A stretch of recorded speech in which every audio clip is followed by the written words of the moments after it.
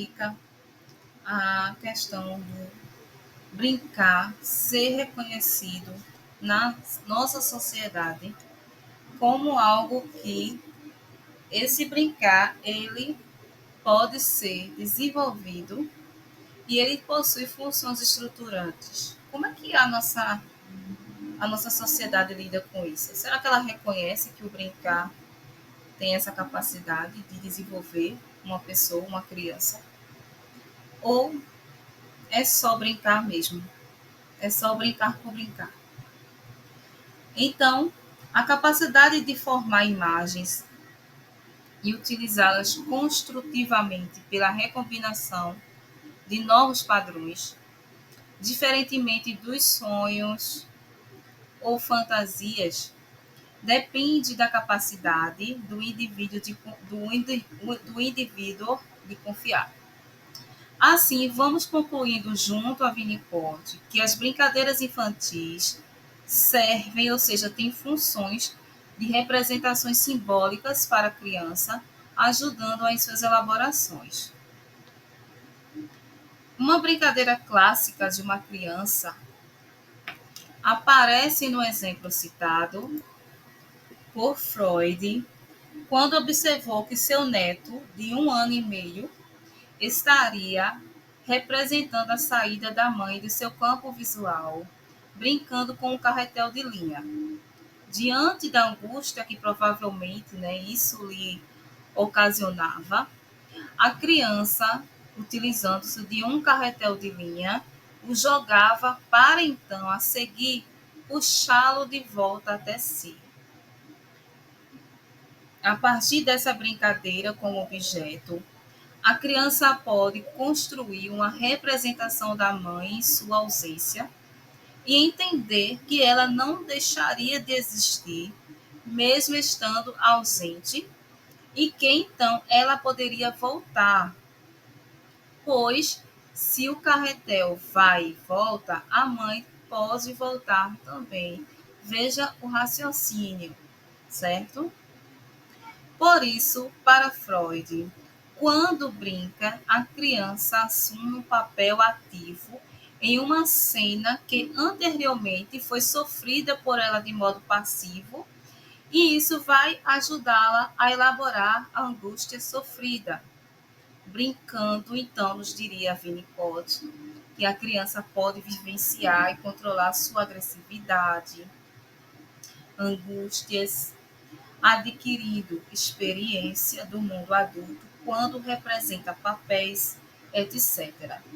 O brincar também fornece uma organização para a iniciação de relações emocionais e assim propicia o desenvolvimento de contatos sociais. Mas até quando a criança ela utilizará o objeto transicional para representar que nesse caso aqui está sendo a falta da mãe? Mas até quando? Na imagem aí, do slide, você está vendo, a mãe com a criança e o ursinho no colo. Esse ursinho está sendo um objeto transicional, mesmo a mãe estando presente. E quando a mãe não está presente, esse objeto, esse ursinho, ele vai substituir a mãe, ele vai representar a mãe. Mas até quando? Na imagem nós vemos que ali já tem uma criança grande, não é mais um bebê, uma criança pequena. Mas até quando vai essa criança vai utilizar esse objeto? À medida que a criança cresce, ela mesma deixará espontaneamente o objeto transicional e, à medida que passa a entender melhor a realidade externa, lidando assim melhor com as frustrações, por isso o objeto transicional não pode ser retirado.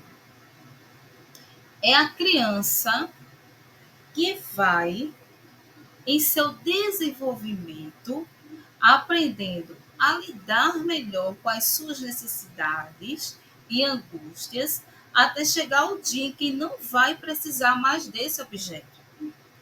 Winnicott nos diz que, quando a criança não precisa mais do objeto, ela mesma o deixa esquecido no canto, pois não tem mais a função que teve um dia. Então, quando a criança passa aí a crescer, a se desenvolver, a ter uma nova realidade, uma nova entendimento do que é de fato algo concreto, que é fantasia, já vai separando, assimilando as coisas e lidando melhor, como aqui foi citado, com as frustrações e brincando, isso vai fazendo com que a criança ela vai aprendendo a se relacionar, a se conhecer, a lidar melhor com as angústias, ela vai espontaneamente, aos poucos, deixando esse objeto transicional, porque já não vai mais ter aquela utilidade, pois o seu conhecimento, o seu desenvolvimento já vai dando para ela entendimento de que não precisa mais daquilo. Vai existir outras coisas que vão preencher aquele lugar. A atividade de brincar, assim como a utilização de objetos transicionais, como por exemplo um ursinho de pelúcia, um paninho, são considerados como fundamentais para o desenvolvimento infantil, pois é a forma da criança se comunicar nesse momento. Por isso, Winnicott, em 1975, também destaca que os educadores dessa faixa etária devem estimular tal atividade, combinando diferentes formas de brincar e assim ajudando a criança bem pequena a comunicar-se. Para Winnicott, 1975, página 74, nessa área de superposição entre o brincar da criança e o brincar da outra pessoa, há possibilidade de introduzir enriquecimentos.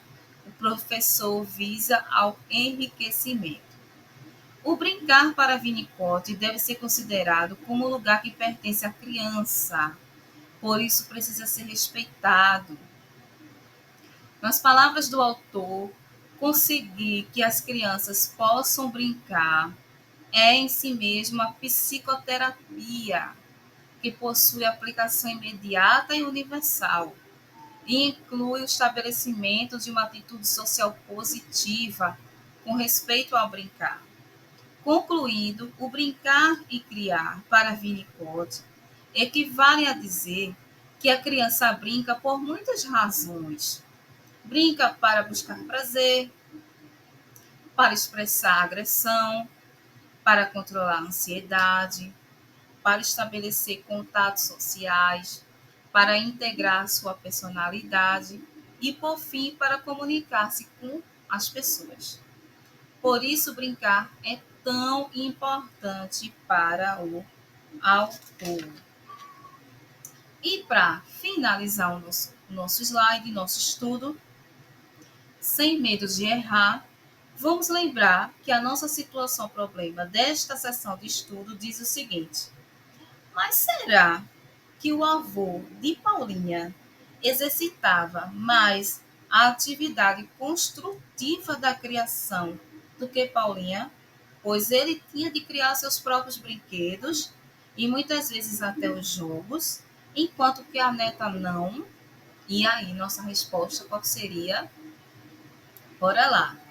Para Winnicott, tanto o brincar quanto o brinquedo exercem funções estruturantes para a criança. O uso que a criança faz do brinquedo vai depender da necessidade emocional pela qual está passando. Sendo assim, atenção para esse fato, pois, independentemente se ela usa mais ou menos o brinquedo, o importante é brincar, agir. Podemos dizer, portanto, que tanto Paulinha quanto seu avô brincaram a partir das suas necessidades. E não é porque a Paulinha já tivesse o brinquedo pronto que ela não criava coisas a partir dele. Para Winnicott, a criança que não brinca nos mostra que algo não vai bem em seu desenvolvimento. Gente, desde o início do nosso estudo, que Winnicott, que o autor, vem enfatizando que se uma criança ela não brinca, tem alguma coisa, nos indica que algo não vai bem no seu desenvolvimento, que não vai bem em seu desenvolvimento. Então é necessário prestarmos muita atenção. Por isso a questão da observação. Não é simplesmente no nosso agora, a partir desse estudo sobre ludicidade e educação, nós não podemos mais ver as brincadeiras, o jogo, o brinquedo apenas como são. Temos que agora passar a observar essa criança no seu desenvolvimento. Então, por quê? Porque brincar revela, através das ações da criança, que ela está criando, construindo o mundo a nível das ações da criança. Ela está criando um mundo a nível representativo, ou seja, simbolizando, abstraindo suas vivências. Concluímos, o mais importante não é o objeto em si, mas o que a criança fará com esse objeto. Assim, lembre-se de que o brinquedo sozinho não é nada. E não se transforma em nada se não for pela ação criativa humana. Ok? Então, nós encerramos o nosso estudo, certo? Entendendo que, e nesse momento aqui, a interação entre o adulto, a criança e a atividade lúdica. Entendendo que, para Winnicott, a criança que não brinca, ela nos dá indício, está indicando algo que não vai bem o seu desenvolvimento. E nós, como futuros professores, não podemos mais, a partir desse conhecimento que estamos adquirindo, que estamos estudando aqui, não podemos mais simplesmente olhar a brincadeira somente por brincadeira, o jogo somente por jogo, e o brinquedo só como brinquedo. Nós agora passaremos a olhar a questão do desenvolvimento dessa criança, da criatividade dessa criança, da maneira como essa criança utiliza o objeto, a ação dessa criança em transformar aquilo que tem em suas mãos, isso na brincadeira, isso nos jogos. Então, nós encerramos o nosso estudo da sessão 1.2. Tem mais conteúdos para a gente aí aprender, desenvolver, desenvolver, lembrando da nossa competência lá no início, que a gente tem que compreender os conceitos de ludicidade, de jogos, de brincadeiras, de brinquedo. Nós precisamos entender a ludicidade como a cultura lúdica e que temos objetivos específicos que precisamos alcançar, ok? Então, no próximo vídeo, nós iremos abordar algumas questões que o próprio livro, certo? O livro da disciplina de ludicidade e educação, ele vai deixar algumas questões e que eu vou estar passando para vocês e que a gente vai estar respondendo, ok? Então, se gostou desse vídeo, curte, deixa teu like e se inscreve no canal, ok? Até mais.